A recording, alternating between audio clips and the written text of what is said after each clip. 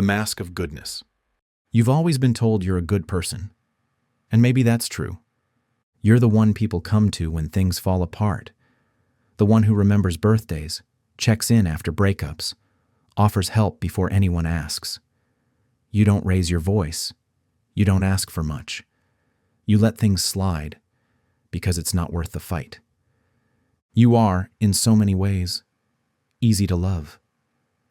But when you lie awake at night, exhausted by a day of smiling and stretching yourself thin, you wonder, what would happen if I stopped being good?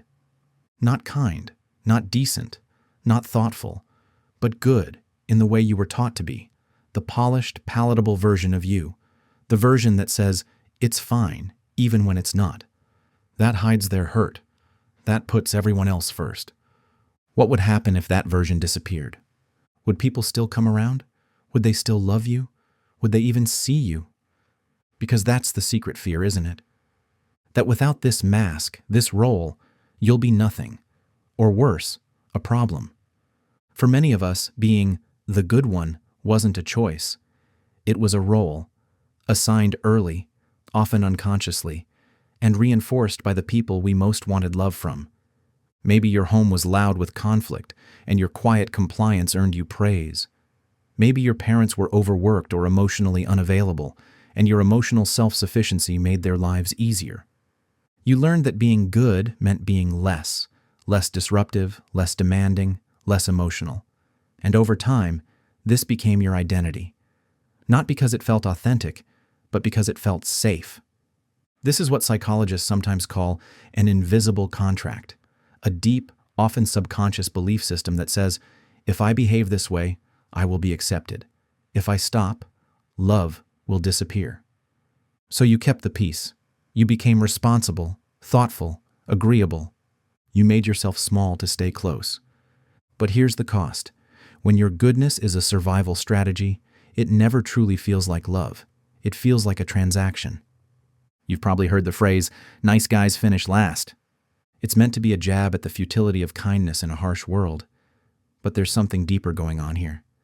Because the people who are chronically nice, who never make waves, never say no, never disagree, aren't just being kind. They're protecting something, or rather, hiding something. Their pain, their anger, their unmet needs. See, goodness, when it's performative, when it's compulsory, becomes a kind of emotional currency. You give it away, hoping someone will finally offer you what you've been starving for, permission to be fully human. But that permission rarely comes. Because when people get used to the version of you who never needs, never complains, never pushes back, they forget there's anything beneath it. They stop looking for the rest of you. And that's when the loneliness sets in. Here's the paradox no one tells you about being the good one. You are often surrounded by people, but you rarely feel known. You can make everyone laugh, remember their preferences, offer exactly the right words when they're in pain, and still walk away feeling hollow. Because your goodness doesn't invite connection. It covers your truth. The truth that you're tired, that you're angry, that sometimes you want to scream or cry or simply be held without having to earn it first. But when you've built your identity around being the helper, the peacemaker, the resilient one, it feels impossible to say, I'm not okay. So you keep pouring from your cup, even when it's empty. You keep smiling while silently fading.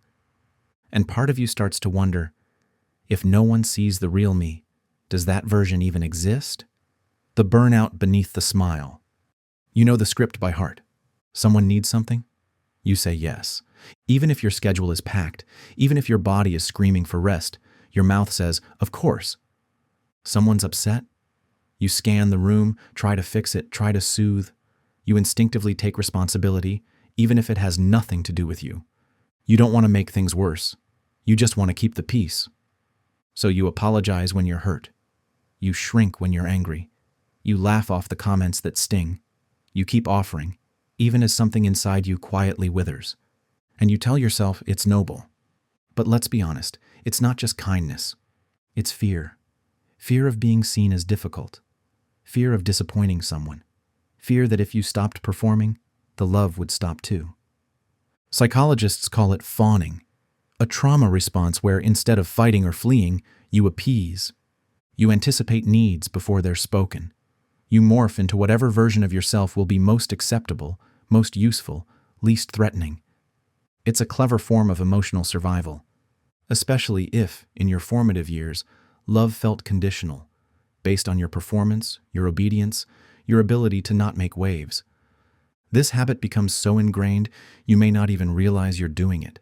It shows up in the smallest moments, laughing at a joke that offends you, staying silent when something feels wrong, offering help when you don't have the power to give.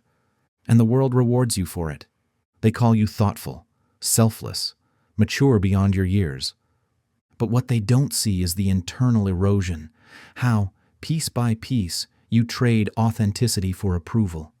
Here's what no one tells you about being the good one. You get tired. Not the kind of tired that sleep can fix, but the kind that comes from living in a constant state of self-editing. You feel resentment bubbling under your smiles, resentment that you never let surface, because you're afraid that it will make you unlovable. You feel sadness too, grief for all the versions of yourself you never got to be. The messy one, the angry one, the one who said no. And sometimes, without even realizing it, you start to disappear. Your hobbies fade, your opinions soften, your laughter becomes quieter, more filtered. You wake up and feel like a ghost in your own life. People love you, but they don't know you. And deep down, you fear they never really have. We often think of burnout as something that happens at work. But emotional burnout is far more insidious. It happens when you spend so much time caring for others that you forget how to care for yourself. It happens when your relationships feel one-sided, when you're the one holding space for everyone else, but no one quite knows how to hold space for you. You might feel a constant sense of guilt when you rest, panic at the thought of saying no, shame when your mask slips, even for a moment, and perhaps worst of all, numbness. Not sadness, not anger, just a quiet detachment, like you're watching your own life from a distance. You've lost the thread. You might be thinking, why don't I just start saying no? Why can't I stop trying so hard? But it's not that simple, is it? Because this role, the good one, isn't just something you play. It's something you've been rewarded for your whole life. It's how you've earned belonging, safety, identity. To let it go feels like stepping into a void. Who am I if I'm not the reliable one? What if people leave? What if the love goes with them? And so you stay in the pattern. Because it's familiar. Because it feels safer to be needed than to be truly known. Well, here's the truth. You're not here to live up to everyone else's expectations. You're here to be whole. Even if that means being inconvenient sometimes. Even if it means being misunderstood. Even if it means saying, I can't do this today. Becoming whole again. Maybe this is the part of the story where something shifts. Where you realize that being the good one doesn't mean being the real one. That your worth was never supposed to be earned through sacrifice. That love was never meant to cost you your voice. Maybe you're starting to feel it. The quiet ache of all the things you've suppressed. Your anger, your grief, your longing to be held instead of always holding others. And maybe, just maybe, you're ready to ask, what if I don't want to be good anymore? What if I want to be real? There's a moment in healing when you start to notice the tiny betrayals. That time when you apologized even though you were hurt. When you volunteered out of guilt. When you swallowed your truth because it might have made someone uncomfortable. At first, it's just awareness, a flinch, a pause. But over time, that pause becomes power. You begin to ask, what do I actually want here? What do I need? You practice saying no, not with anger, but with clarity. You say, I can't help you today. And you don't cushion it with a dozen excuses. You say, that hurt me, and let the silence sit, even if it trembles. It's awkward at first. Terrifying even. Because breaking a lifelong pattern of self-abandonment feels like betrayal. But it's not betrayal. It's return. Here's something no school can teach you. You can disappoint people and still be good. You can have boundaries and still be kind. You can say no and still be worthy of love. Not everyone will like the real you. Not everyone will understand your need to rest, to withdraw, to speak up. Some will miss the version of you who never said no. Let them, because the people who truly love you, the ones who are safe and whole and growing, don't want your obedience. They want your aliveness, your truth, your boundaries, your messy, complicated, glorious self. And the more you step into that self, the more your life will begin to reflect your real values, not the ones you inherited out of fear, but the ones you choose in freedom. It might help to remember this. You were never meant to be the glue for everyone else's broken pieces. You were never meant to smile through pain or make yourself smaller to fit into someone else's story. You are not a role. You are not a function.